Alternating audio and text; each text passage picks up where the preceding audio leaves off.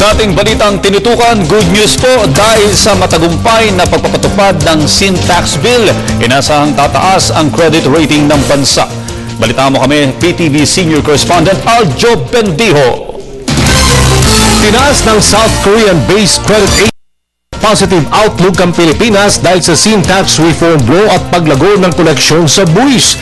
Inanunsyo ng Nice Investor Services Company Limited ang outlook sa Pilipinas na BB Plus Long-Term Foreign Currency Rating at BBB Long-Term Local Currency Rating sa pagiging positive mula stable. Ang hakbang na ito ay nangangahulugan na may mataas na chance ang Asian Rating Agency na ianunsyo ang pasya nito sa credit rating upgrade sa susunod na 6 hanggang 12 buwan. Maliban sa improved tax collection at sin tax reforms, nakita din ng NICE ang paglago ng negosyo sa bansa, stable inflation, robust services at consumption sectors na sumusuporta sa paglago ng ekonomiya, sound blank lending practices, paglago ng debt profile at malusog na external payments position. Mainit naman itong tinanggap ng Pamalang Aquino. Sinabi ni Finance Secretary Cesar Purisima na inaasahan makamit ito ng bansa dahil sa mabuting pamamalagad ng pamahalaan sa taong bayan ay di hamak magbubunga ng good economics at positive rating.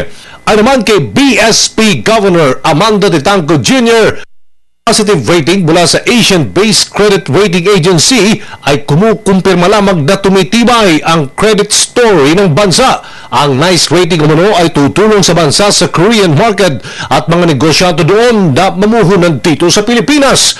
Ipinapakita rin sa rating ang pag-unlad na ekonomiya bunga ng good governance. Sa parte ng Bangko Sentral ng Pilipinas, ipagpapatuloy nito ang pagpapatupad ng monetary, external at financial sector policies na tutulong upang mapanatili ang sound macroeconomic environment, malusog na financial system na tumataguyod sa non-inflationary growth. Sa ngayon ay nakakuha na ng 11 positive credit rating action ang Aquino administration simula nagmainuklog sa pwesto ang Pangulong Aquino noong Hunyo 2010.